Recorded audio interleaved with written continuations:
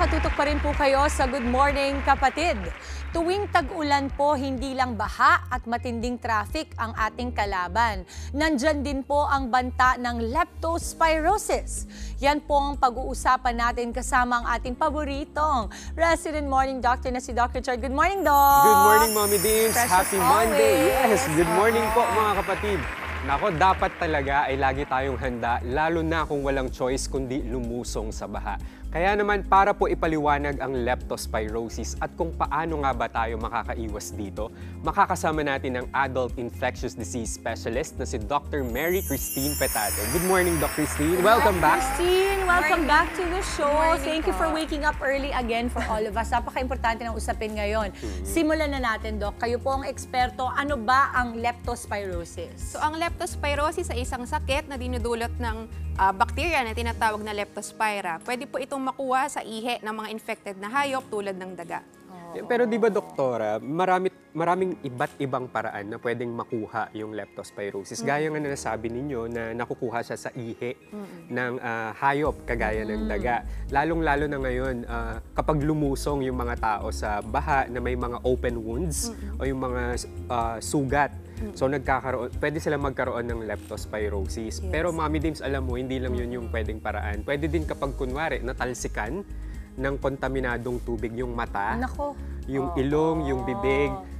At saka di ba sobrang daming bata ngayon na hindi lang naliligo sa ulan, lumulusong din talaga sila sa baha. So, Parang naiinom feeling nila may surfing sila. Oo. Nagsisurfing sila. Alam mo naman tayo mga Pilipino, pati yung pagbaha, nahahanapan natin ng humor yan eh.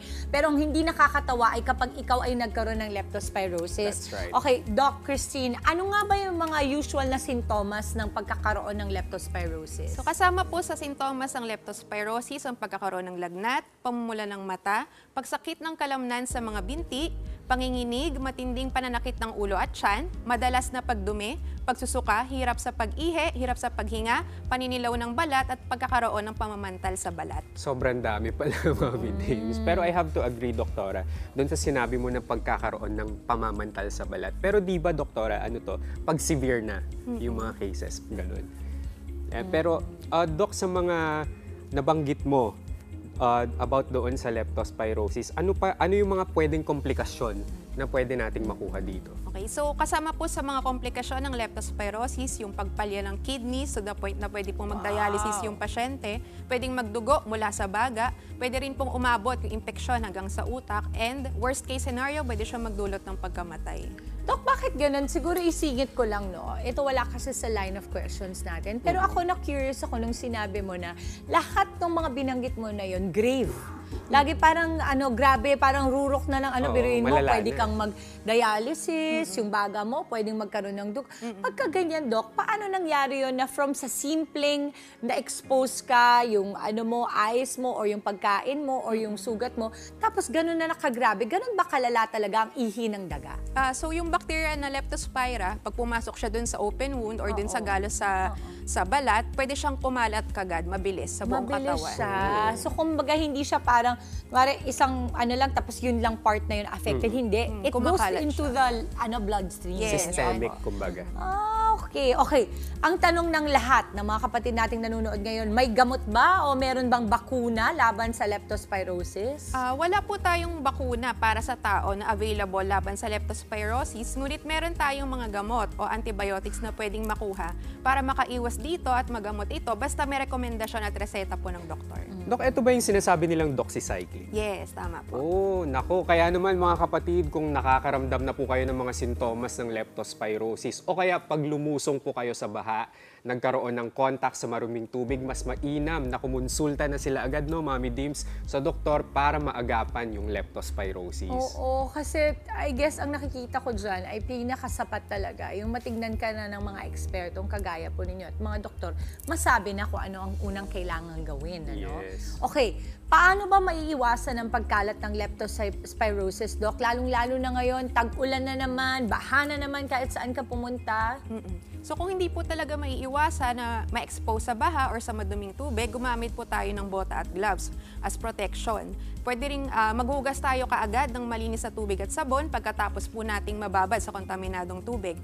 Siguraduhin na malinis ang iniinom nating tubig, ugaliin ang tamang pagtatapon ng basura, and panatilihin na malinis ang bahay at kapaligiran para mapanatili na walang mga peste po tulad ng mga daga sa paligid. Ang nakikita kong kadalasan dito, Doc, no, na pwedeng maaaring maging subjected to leptospirosis talaga ay yung mga frontliners natin. Yes, that's right. Medical practitioners like yourselves, yung mga, lalo ngayon maraming mga krimen ang nangyari. Marami sa ating mga kababayan ngayon ang tumutulong sa mga either rescue operations, pangangalap ng mga ebidensya.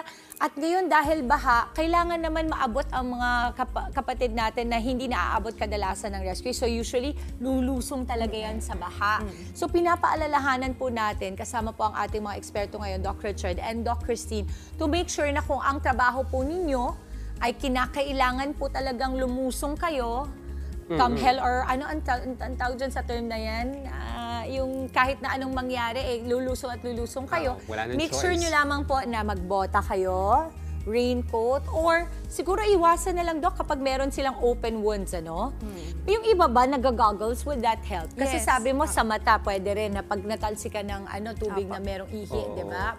Pwede po. Pwede Mag-gloves, yun. yes, oo. Or pag Okay. na-expose na talaga, Mommy Dims, napaka-importante yung pag-inom ng prophylaxis. So yung tinatawag natin na doxycycline. Para hindi na talaga siya maging severe.